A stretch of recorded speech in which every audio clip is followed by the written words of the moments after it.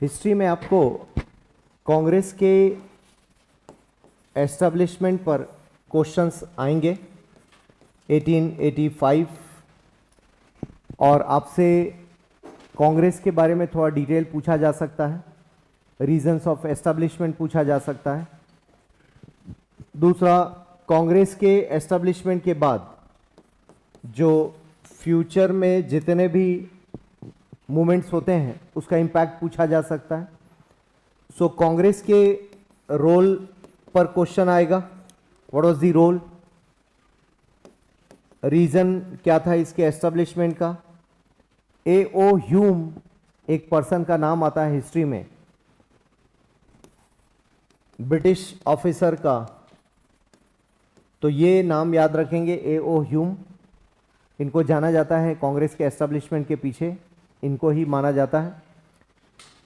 और ओवरऑल कांग्रेस के लिए एक सेफ्टी वॉल थ्योरी भी कहा जाता है।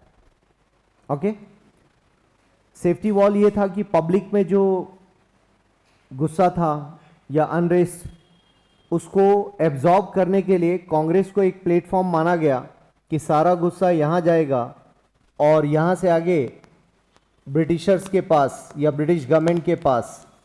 तो इस तरीके से बीच में इनको माना गया कि ये एब्जॉर्बर का काम कर रहे हैं। तो पब्लिक का जो गुस्सा है या नाराजगी है, लेकिन साथ ही साथ आप देखोगे Congress was treated as a platform, it was treated as a platform। तो बढ़िया प्लेटफॉर्म था जहां पर सभी की वॉइसेस एक जगह पर आ रही थी, ऐसा हम कह सकते हैं। और जितनी भी आवाजें थी उनको एक ऑर्गेनाइज्ड प्लेटफॉर्म मिल गया था। ओके, सो ये एक ऑर्गेनाइज्ड प्लेटफॉर्म था to raise voices against the British government. तो यहां से एक क्वेश्चन आपको बनता हुआ दिखता है।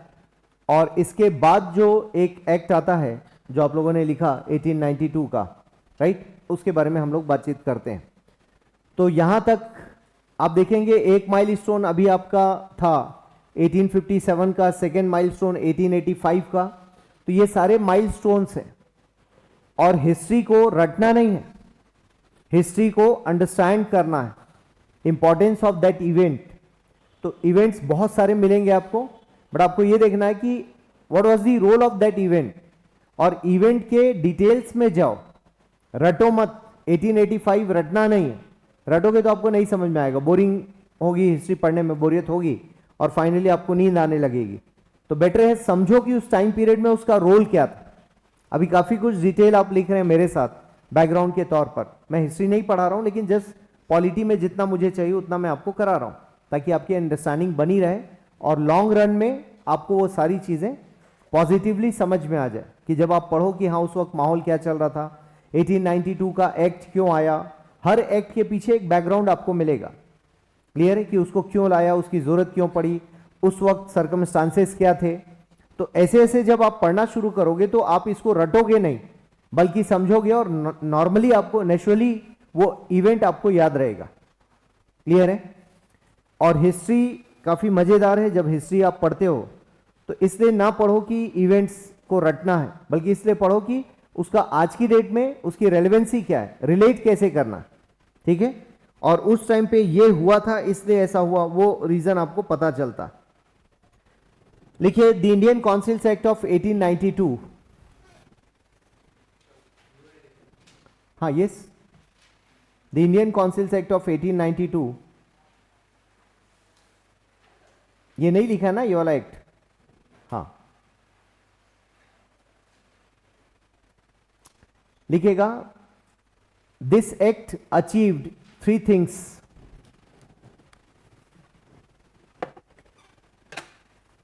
This act achieved 3 things. Point number A,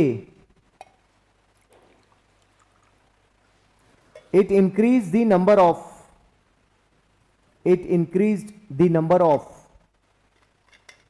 members in the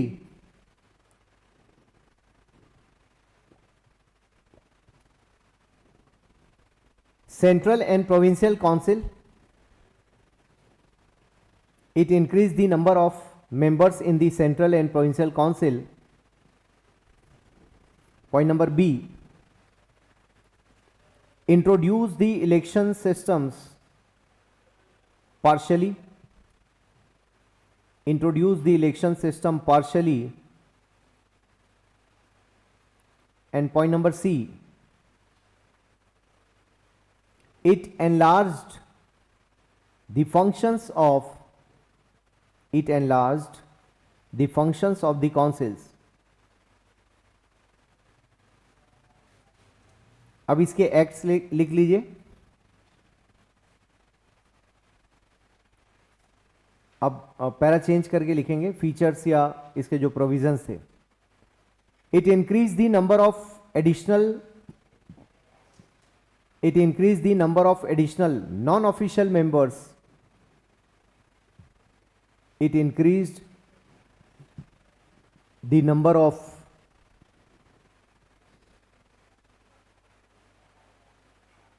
additional non-official members. Non-official समझ गए, जिनका रोल बहुत ज्यादा नहीं होगा. In the central and provincial legislative councils,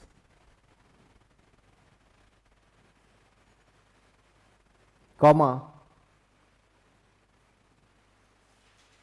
but maintain the official majority in them.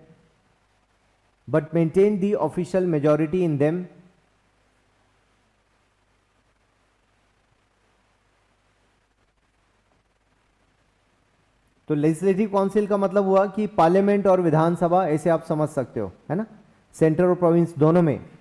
तो नॉन ऑफिशियल्स के numbers को बढ़ा दिया इन्होंने, बट डिसीजन मेकिंग हमारे पास नहीं था और ऑफिशियल मेजॉरिटी को उन्होंने मेंटेन किया, ऐसा हम कह सकते हैं. Point number 2, it increased the functions of क्या एसी नहीं चाहिए कि चाहिए तो बंद क्यों कर लिए?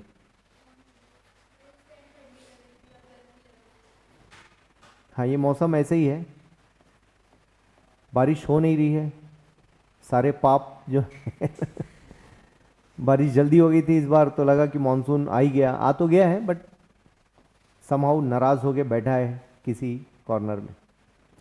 लिखिए, it increase the functions of legislative councils and gave them the power of discussing the budget and addressing questions to the executive.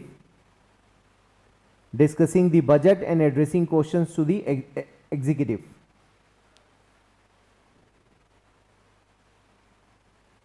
लिख लिए? हाँ. It increased the functions of legislative councils and gave them the power of discussing the budget and addressing questions to the executive.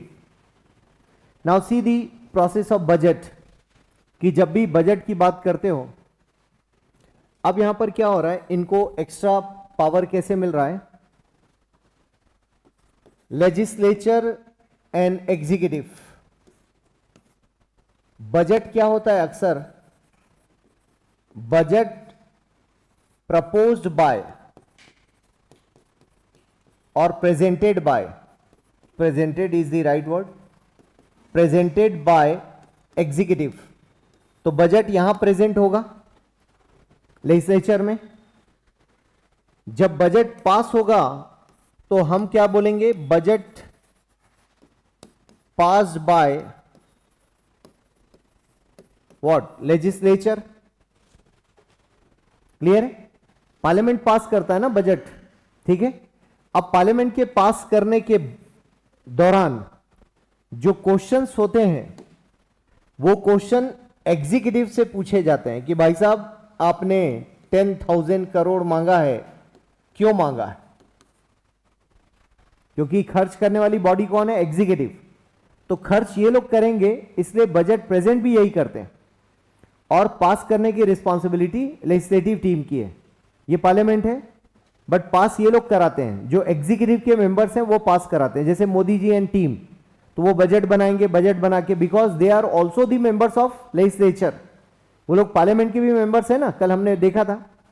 So since they are member of the legislative council and assembly both, Lok Sabha Rajya Sabha दोनों तरफ हैं, तो इनसे सवाल कौन करेगा? Opposition के लोग पूछेंगे at the time of passing that budget. मैं बजट में पढ़ाऊंगा आपको, तब और आपको क्लियर हो जाएगा। तो एग्जीक्यूटिव रूलिंग पार्टी है ऐसा समझ लो, तो इनसे अपोजिशन वाले क्वेश्चन पूछेंगे कि आप इतना क्यों मांग रहे हो, कहां खर्च करने वाले हो। तो अभी आपने लिखा ना क्वेश्चन पूछने का राइट, तो उस जमाने में एग्जीक्यूटिव में मेजॉरिटी किसकी थी? ब्रिटिशर्स और इंडियंस?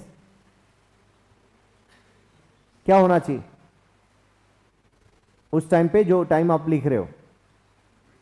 ब्रिटिशर्स थे ना एग्जीक्यूटिव में, उनका ही डोमिनेंस था। वो हमको यहां पर मेंबरशिप दे रहे थे ज्यादा, यहां पर नहीं दे रहे थे, बिकॉज सारे काम उनको खुद ही करने थे। आ रहा समझ में?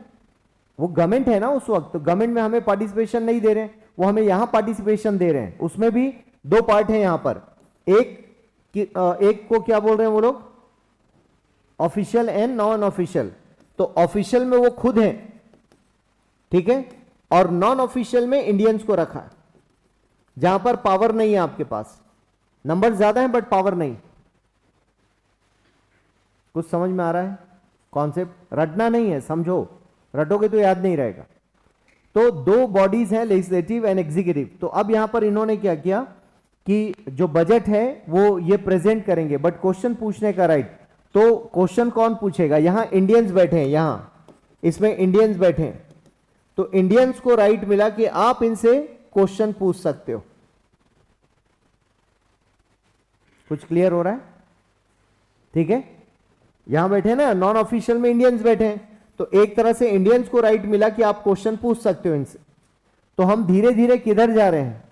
आजादी की ओर जा रहे हैं। जैसे जैसे आप 1942 तक पहुंचोगे, आप देखोगे बहुत सारे पावर हमको मिल चुके होंगे। ये शुरुआत है। प्रेशर किसका है? कांग्रेस का प्रेशर आ चुका है। 1885 आप पढ़े हो, 1892 ऑलमोस्ट, मतलब 6-7 साल के बाद आप देखोगे वैसा प्रेशर क्रिएट हो रहा है कि उनको मजबूर होना पड़ा। कांग्रेस ने डिमांड किया, बार बार डिमांड किया, रिफॉर्म करो, रिफॉर्म करो, हमें जरूरत है, जरूरत है। फाइनली दे एक्सेप्टेड, और एक्सेप्ट करके कम से कम ये छोटे छोटे राइट्स भी इंपॉर्टेंट है।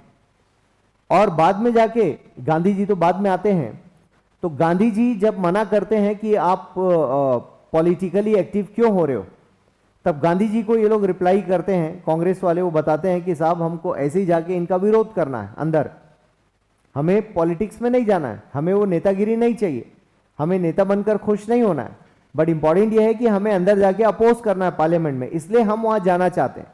फिर गांधी जी ने परमिशन दी, कहा ठीक है, ओके, आप जा सकते हो। क्लियर है? तो गांधी जी मना करते थे, कहां इलेक्शन में लगे हो, मतलब उनकी सरकार को और चलाने के लिए बोले नहीं, हमें पार्टिसिपेट करने दो। लोगों ने परमिशन मांगा, तो गांधी जी ने कहा ठीक है आप जाओ। ये बात आएगी 1920 के बाद की बात कर रहा हूं। क्लियर है? तो यही इनका काम था कि अंदर जाकर जो डिसीजन मेकिंग है उसमें इंटरफेयर करना और अपने हिसाब से डिसीजंस को चेंज कराना। नेक्स्ट लिखेंगे हम लोग,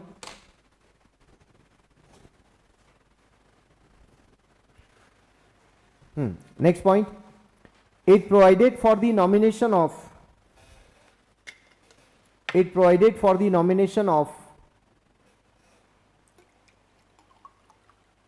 some non-official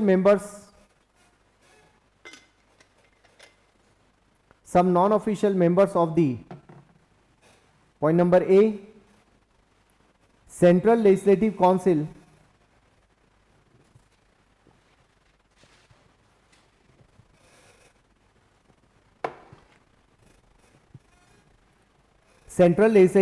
by the Viceroy on the recommendation of the provincial legislative councils and the Bengal Chamber of Commerce. Provincial legislative councils and the Bengal Chamber of Commerce.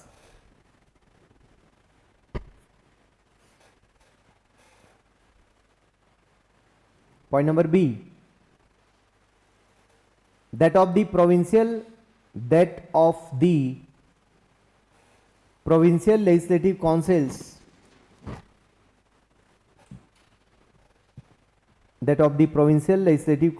by the governors on the recommendation of the district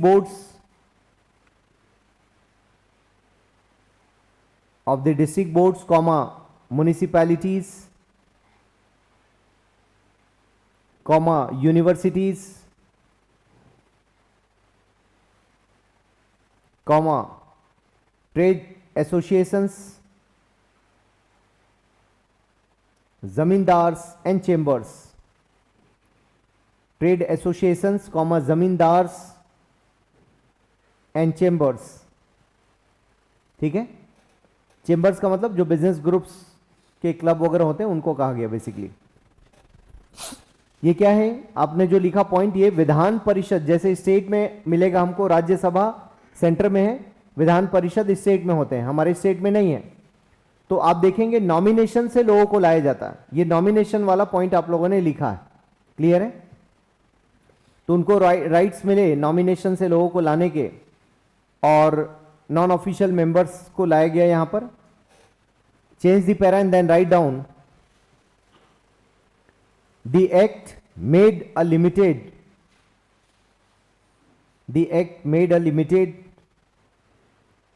and indirect provision for the use of election, provision for the use of election in filling up some of the non-official seats,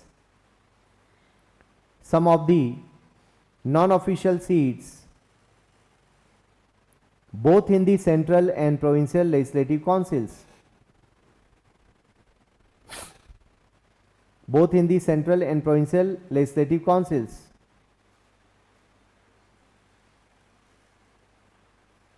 full stop. Okay, अब ये इसके बाद क्या होता है वो देखो।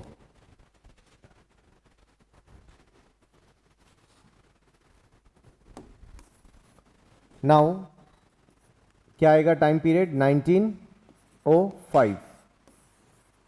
What is that? Yes, partition of Bengal. अब यहां से इनकी प्रॉब्लम शुरू हो जाती हैं। अब इनको यह समझ में आना शुरू होता है कि जो इंडियन नेशनल मूवमेंट है उसका असर बंगाल में ज्यादा है, क्लियर है। सो इन्होंने इसको सप्रेस करने के लिए डिवाइड करना शुरू किया और बोला स्टेट बड़ा है सो हमें इसको दो पार्ट में डिवाइड करना पड़ेगा। और यहां से इन्होंने इसको ईस्ट बंगाल कहा और इसको वेस्ट बंगाल कहा। यहां बोला मुस्लिम्स को बोला आप डोमिनेशन में हो तो आपको लीडरशिप देंगे, यहां पर हिंदूज को बोला कि आप डोमिनेशन में हो आपको लीडरशिप दे दी जाएगी। तो इनको कन्विंस तो कर लिया इन्होंने और सोचा यहीं से आप देखोगे डिवाइड एंड रूल का सिस्टम इन्होंने डेवलप करना शुरू किया।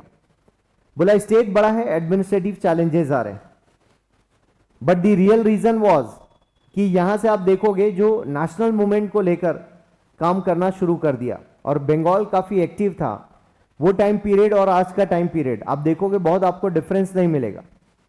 वहां के गांव-गांव में पॉलिटिकली लोग काफी एक्टिव हैं बंगाल में, आज भी देखो कितना एग्रेसिवली वो लोग प्ले करते हैं, है ना। बात सिर्फ ममता बनर्जी की नहीं है, बात इन जनरल भी क्लियर है कि चलो अभी तो उनकी पार्टी है, कोई भी रहे बंगाल में आप देखोगे इलेक्शन बहुत एग्रेसिवली वो लोग फाइट करते हैं और बहुत जी जान लगा देते हैं, क्योंकि हिस्टोरिकल बैकग्राउंड उनके यहाँ पर आप देखते हैं कि वो सारा कुछ पहले से वो लोग झेलते आ रहे हैं या उसका एक्सपीरियंस उनके पास है।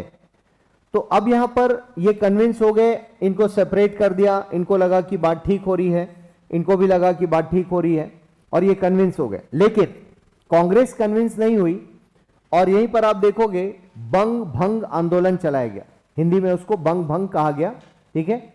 और it was against the Bengal partition. और फिर एक और मूवमेंट चलता है यहां से, स्वदेशी मूवमेंट। दे स्टार्टेड विथ स्वदेशी मूवमेंट।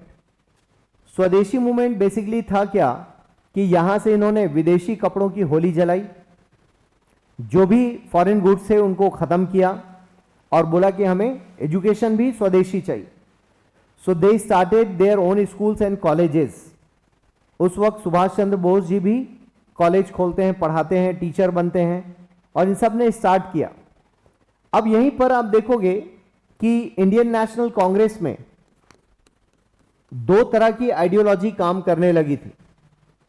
एक तो एग्रेसिव थे, ठीक है, और एक नॉन एग्रेसिव थे। इनका कहना था कि ये लोकल मसला है, इसको लोकल रखा जाए, और ये कहते थे partition is a national problem, इसको नेशनल मूवमेंट बनाया जाए। और जो एग्रेसिव थे वो तोड़फोड़ की राजनीति पसंद करते थे। क्लियर है? और ये थे नॉन एग्रेसिव, कहा कि पीसफुल रिक्वेस्ट किया जाए, एप्लीकेशन दिया जाए, धरना दिया जाए। तो जस्ट अपोजिट में एग्रेसिव थे, और इन्होंने कहा पूरे देश भर में इसको लेकर चलते हैं इस आंदोलन को। इन्होंने कहा कि no no no, local concentration रखते हैं, अननेसेसरी इसको बात बढ़ाने की जरूरत नहीं है। ठीक है? और इस तरह से आप देखोगे स्वदेशी मूवमेंट का मामला आगे बढ़ता है। अब यहीं पर इस मूवमेंट को आगे बढ़ाने के लिए कांग्रेस क्या करती है कि हिंदुओं का साथ लेती है। अब वो हिंदुओं का साथ नहीं था, हिंदू फेस्टिवल्स का साथ लेती basically.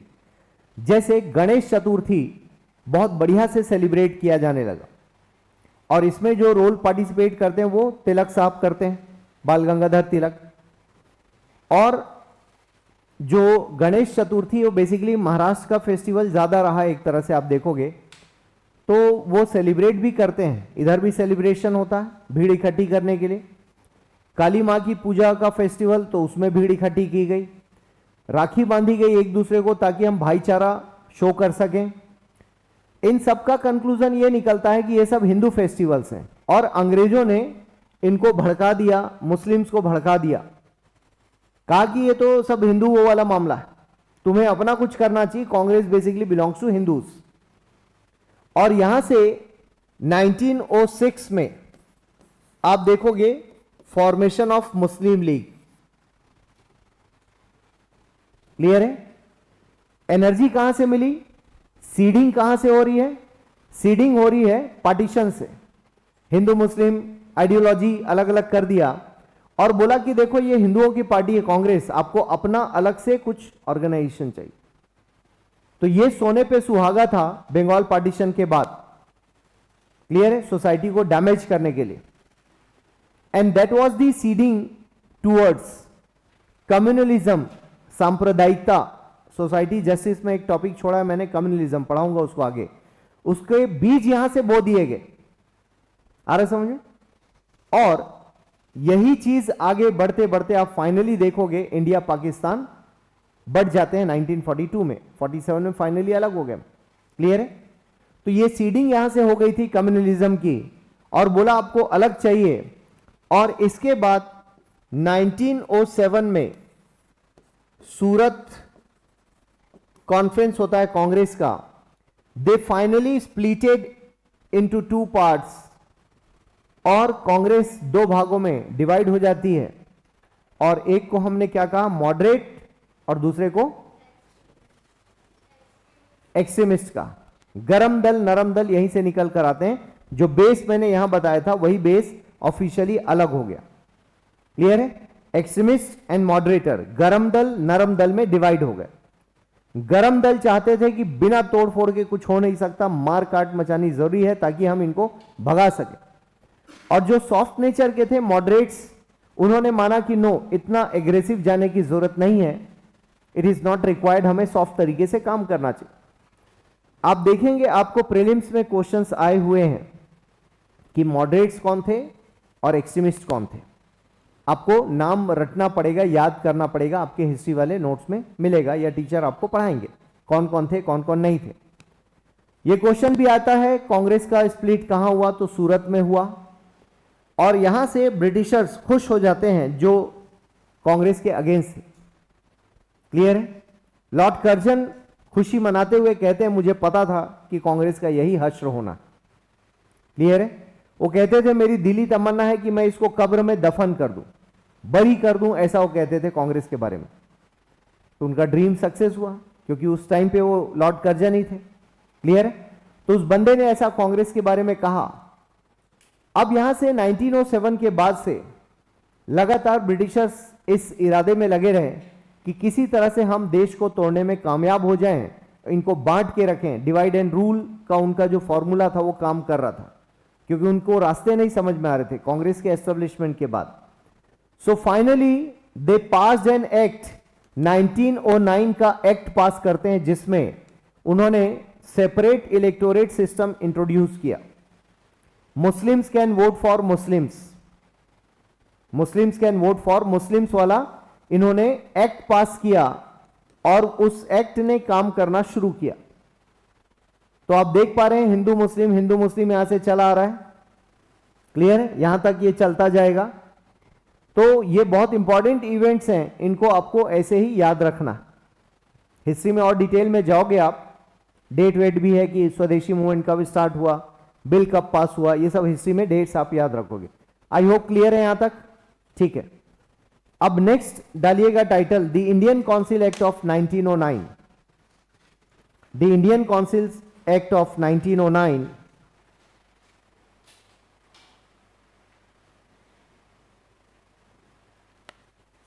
The Indian Councils Act of 1909 Morley Minto reforms, bracket में Morley MORLEY, Morley dash Minto, Morley Minto reforms.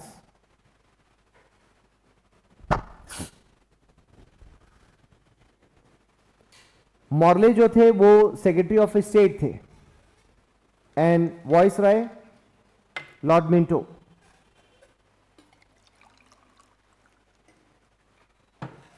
लिखिएगा, the first attempt to introduce, the first attempt to introduce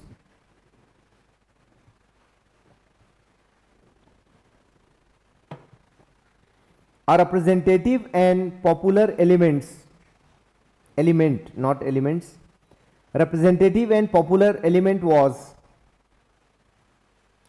made by, popular element was made by Morley Minto reforms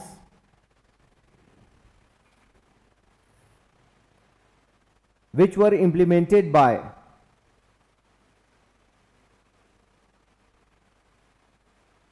Indian Councils Act 1909.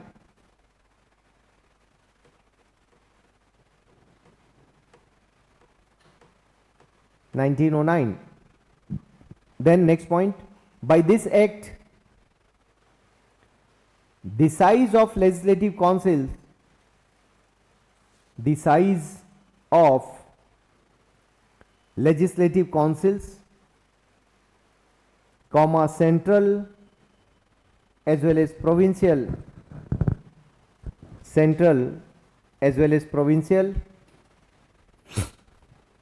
was considerably increased, was considerably increased. The number of additional members, next point,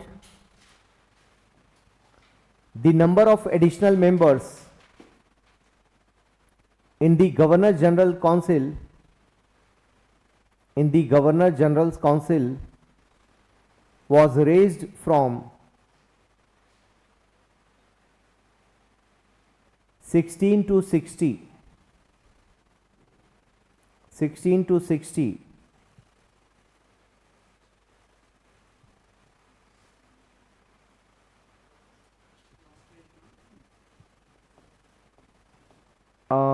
कहाँ फंस गए, क्या बोले? 16 to 60, 16 से 60 was raised from 16 to 60, 60.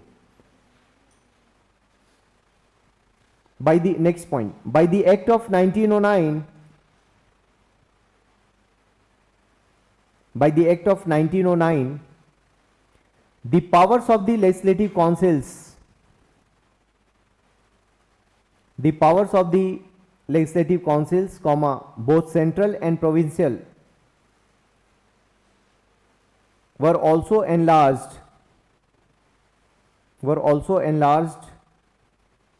full stop.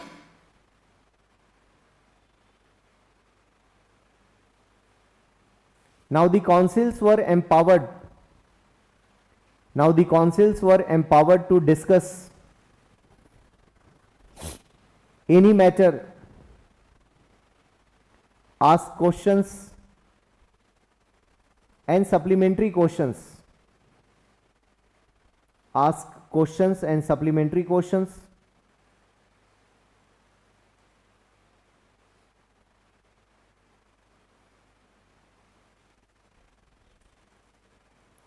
The councils had also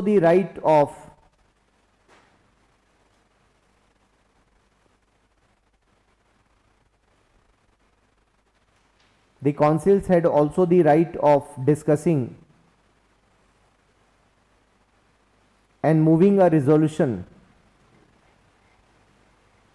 on the financial statement,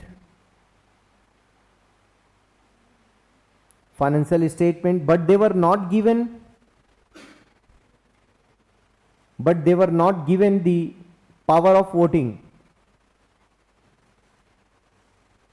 The councils had also the right of discussing and moving a resolution on the financial statement, but they were not given the power of voting.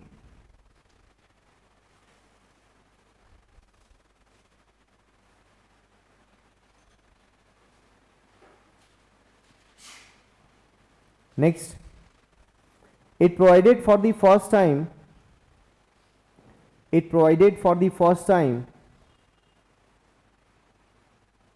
for the Association of Indians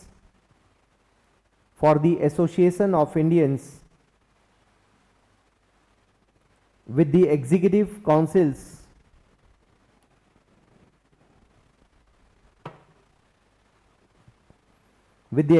councils of the viceroy and governors,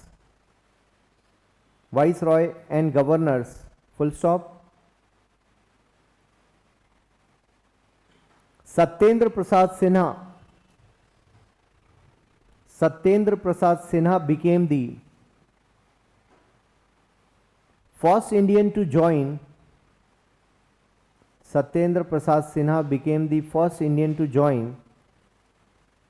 the Viceroy's Executive Council.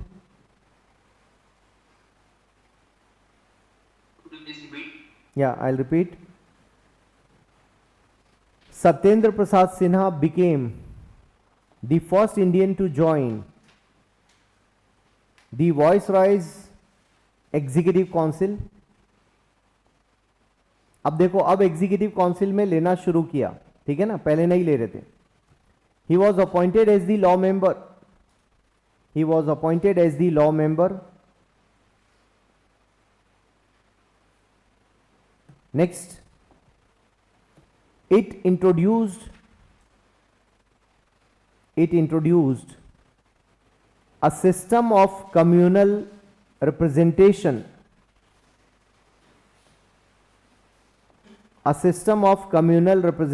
for Muslims by accepting the concept of separate electorate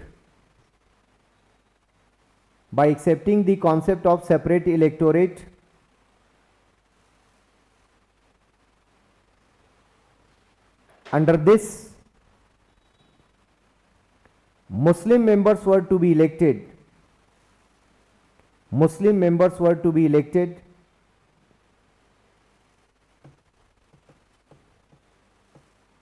only by Muslim voters.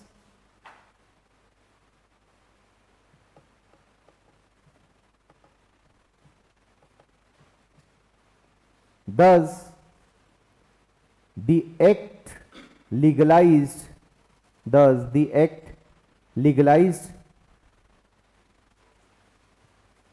communalism and Lord Minto came to be known as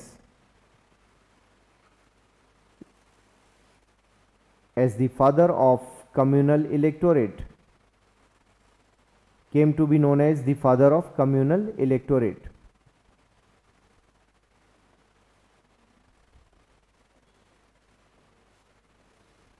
Got it?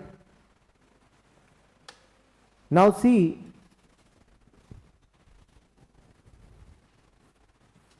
अब ये तो आपका 1919 का act हो गया, sorry 1909 का. Now what was the scenario?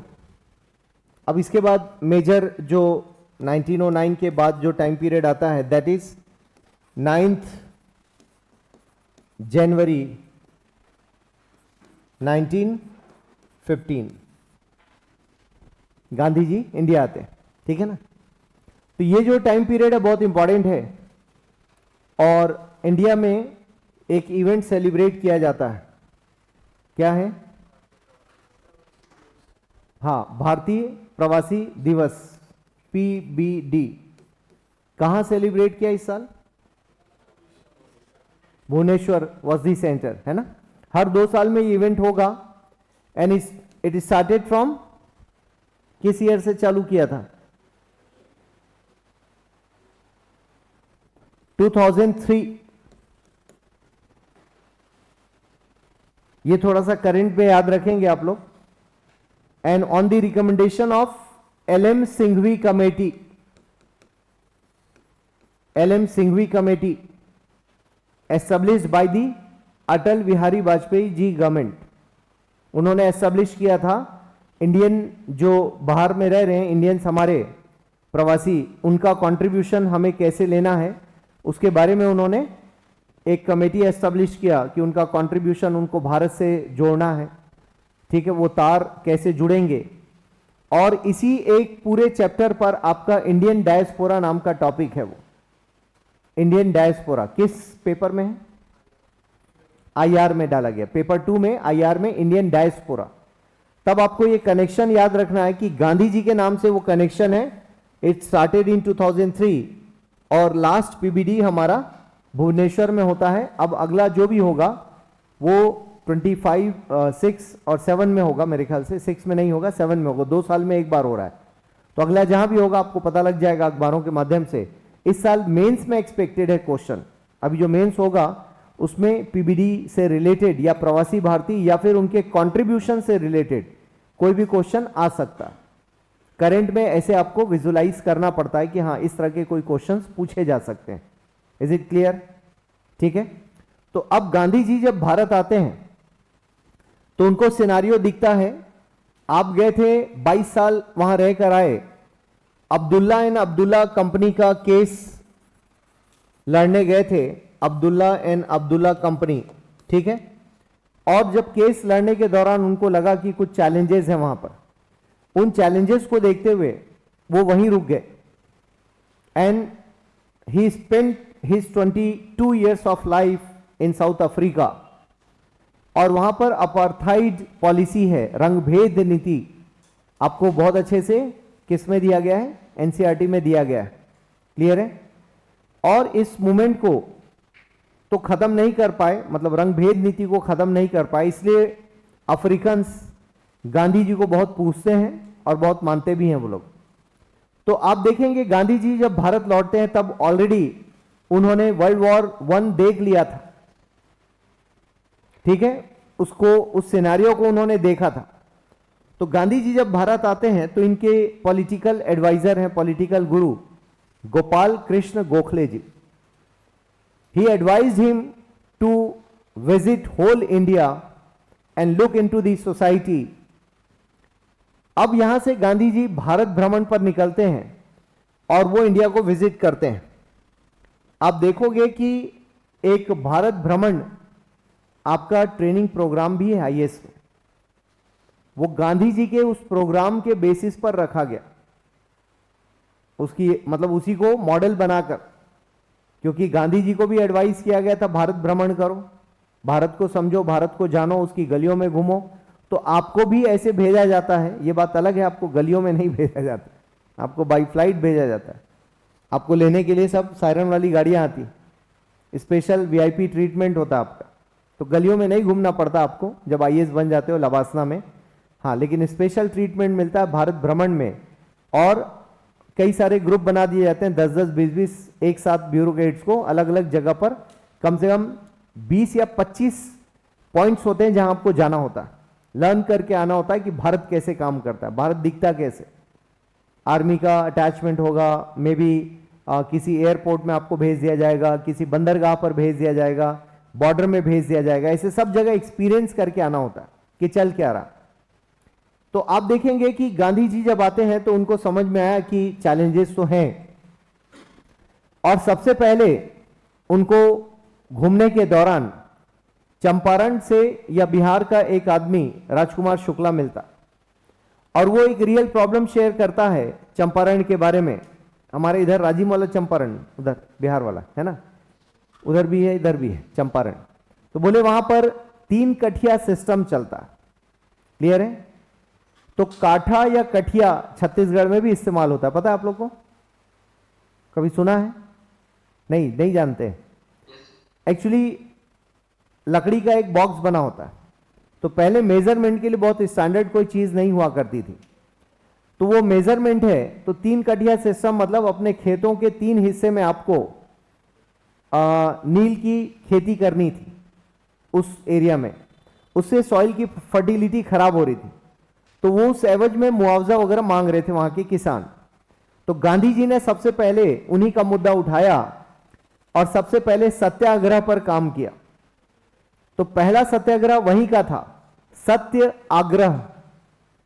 सत्याग्रह को तोड़ोगे तो सत्य आग्रह, मतलब हम रिक्वेस्ट करेंगे, लॉ के दायरे में रहेंगे, कानून नहीं तोड़ेंगे, और जो लॉ के दायरे में उसी की रिक्वेस्ट करेंगे हम, क्लियर है। तो गांधी जी को पहले ही रोक दिया उन लोगों ने एंट्री लेने से पहले गांव में। तो गांधी जी ने कहा कि मुझे कानून बताइए जिस कानून को मैंने ब्रेक किया हो और जिसकी वजह से आप मुझे एंट्री नहीं दे रहे हैं। तो लोग गांधी जी के सामने आंसरलेस हो जाते थे, क्योंकि गांधी जी ऐसे भी आप देखोगे तो एडवोकेट थे प्रोफेशनली, और थोड़े छोटे मोटे भी नहीं थे, ब्रिटेन से पास किया था उन्होंने, क्लियर है। तो Gandhi ji rule of law के पक्के व्यक्ति थे और वो रूल ऑफ लॉ को फॉलो करते थे, इसलिए वो लोग आंसर नहीं दे पाते थे गांधी जी के क्वेश्चंस का। तो फाइनली वो कन्विंस हो गए, गांधी जी के आगे सरेंडर हो गए, and that was the first experiment of Satyagraha in India. Is it clear? ठीक है। और गांधी जी के साथ साथ अब उन्होंने वहां पर न सिर्फ किसानों की बात मान ली, बल्कि गांधी जी को भी उस टीम का हिस्सा बना लिया जिसको वो फॉर्मूला या मुआवजा डिसाइड करना था। अब इसके बाद गांधी जी मूव करते हैं अहमदाबाद की ओर। अहमदाबाद के लोगों ने बुलाया इनको, वहां पर जो कपड़े की फैक्ट्री है वहां के मिल मजदूरों ने हड़ताल कर रखा था। उनको प्लेग का बोनस चाहिए था, प्लेग नाम की बीमारी उस वक्त होती थी, चूहों से वो बीमारियां होती थी, उसका मुआवजा वो लोग बोनस मांग रहे थे। और मिल मालिक की बहन थी अनुसुईया बेन, बहन को लोग बेन ही कहते हैं गुजरात में, है ना। तो आप देखोगे कि अनुसुईया बेन ने खुद उस एजिटेशन को लीड कर रही थी वो, जबकि वो मिल मालिक की बहन थी, वो खुद आंदोलन में बैठी थी, कहा इनको मुआवजा दो। तो गांधी जी गए तो फाइनली वो कन्विंस्ड हो गए। इसके बाद गांधी जी को खेड़ा बुलाया गया गुजरात। तो गांधी जी सबसे पहले गांव गए, फिर शहर गए, फिर गांव गए। ध्यान रखना ये प्रीलिम्स में इस तरह के क्वेश्चंस आते हैं। और जब वहां गांव पहुंचे वापस खेड़ा, तो खेड़ा में भी इसी तरह से इश्यूज थे, और फाइनली गांधी जी तीनों में जीत जाते हैं, मतलब एक तरह से जो उन्होंने चाहा वैसा हो गया। तो गांधी जी को यह समझ में आया कि मैं भारत को इसी तरह से आगे ले जा सकता हूं, एंड ही गॉट कन्विंस्ड कि भारत के लोग किस तरीके से आगे डील होंगे।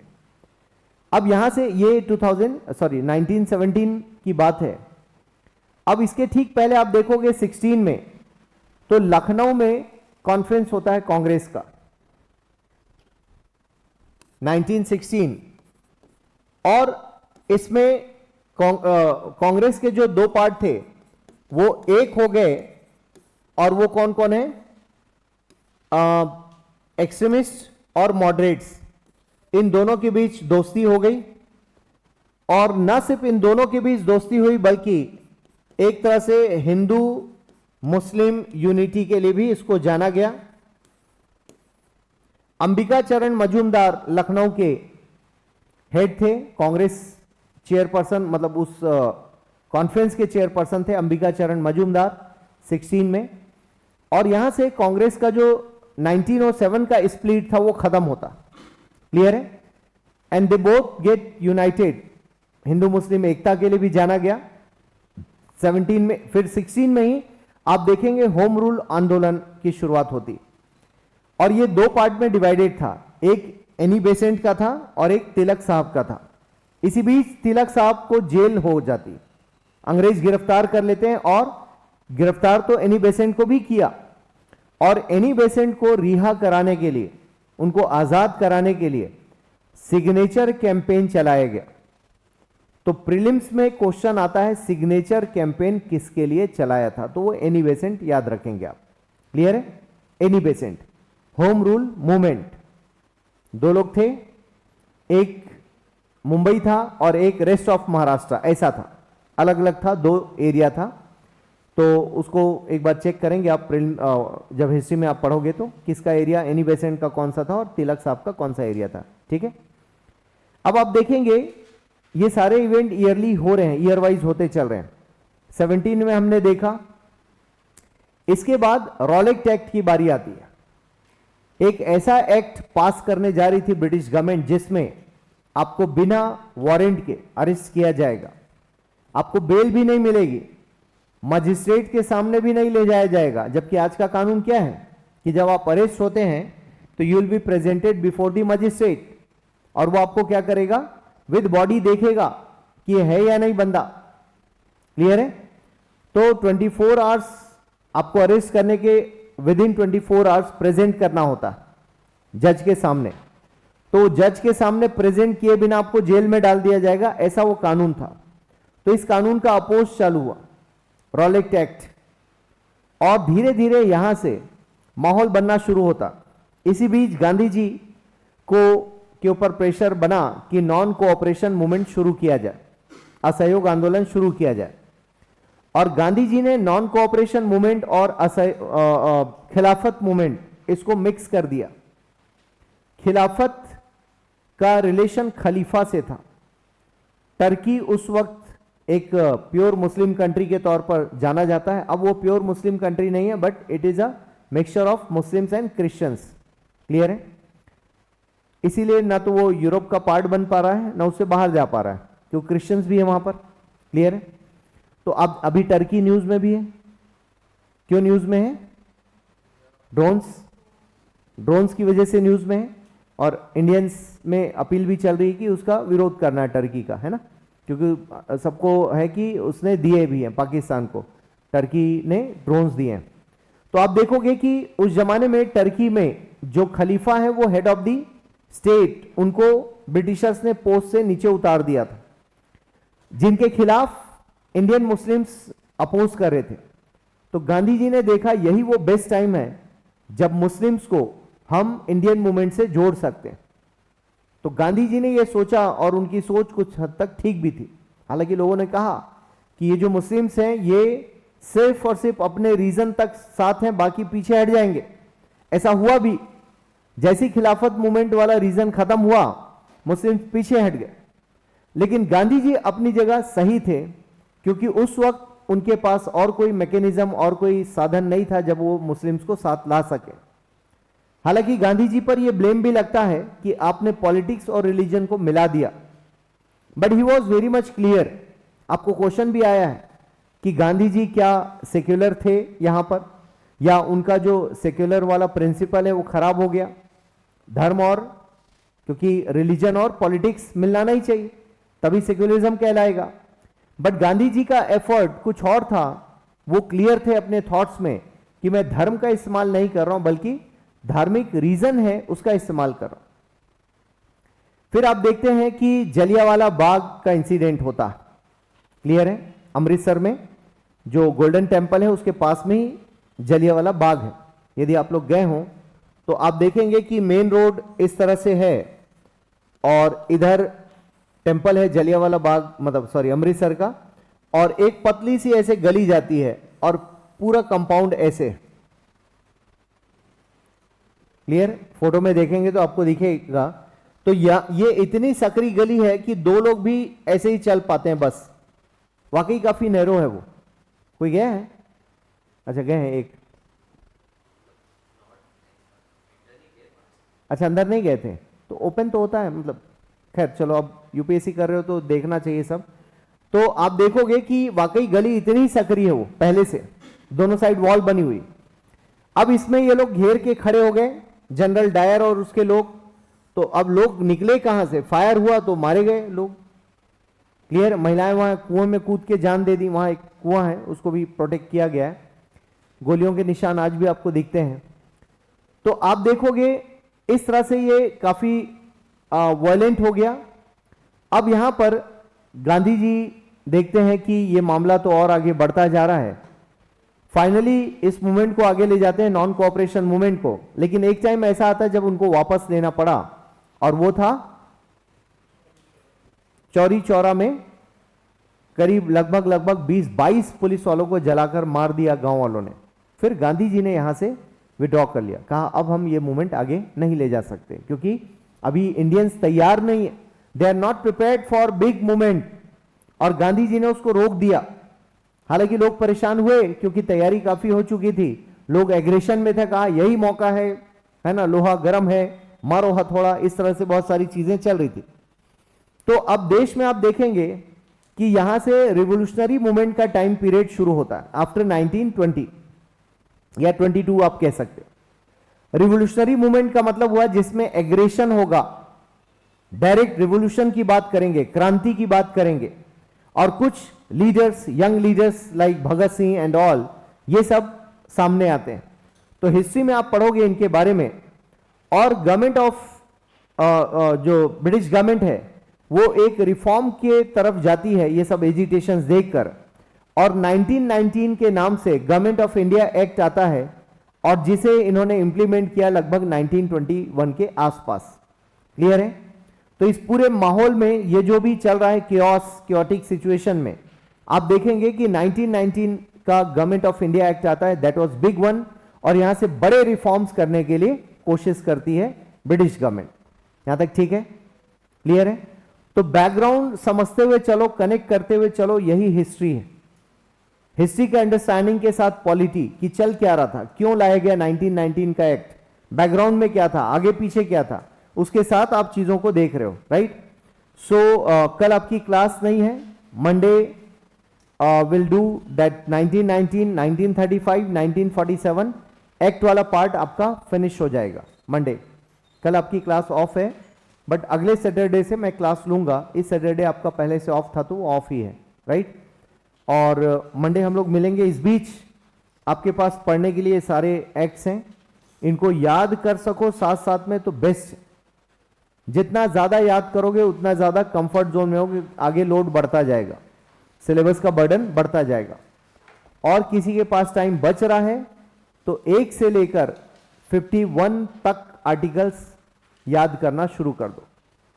क्लियर? 1 to 51 बेयर एक्ट में टाइटल्स याद रखो। अभी अंदर पढ़ने नहीं कह रहा हूं, जो बोल्ड लेटर्स में लिखा है आर्टिकल का टाइटल वो याद करना शुरू करना। 1 से लेकर 51A तक, 51A फंडामेंटल ड्यूटीज तक याद रखना है आपको। चलेगा ऐसा? ठीक है? तो ये सारे प्रोविजंस याद रखिए और इनको लिख लिख कर याद कीजिए। आपके पास 2 दिन का भरपूर समय है रिवीजन के लिए। 48 आवर्स हैं आपके पास, सैटरडे फुल, संडे फुल। और फालतू समय नहीं बिताना, बिकॉज एक एक दिन, एक एक घंटे आपके लिए बहुत क्रूशियल है। और यही चीज बाद में बहुत पछतावा देती है कि हम समय रहते नहीं पढ़ाई किए, एग्जाम के नियर बाई जब जाते हो तो। इसलिए एक भी दिन मिस नहीं करना, ठीक है? इसके साथ साथ पुराने जो सब्जेक्ट्स हुए हैं जिनके, वो भी रिवीजन में लो। जिनकी एनसीईआरटी नहीं हुई, एनसीईआरटी करो, मतलब मल्टीपल काम करो आप, राइट? तब आपका काम चलेगा। Okay, thank you, good night.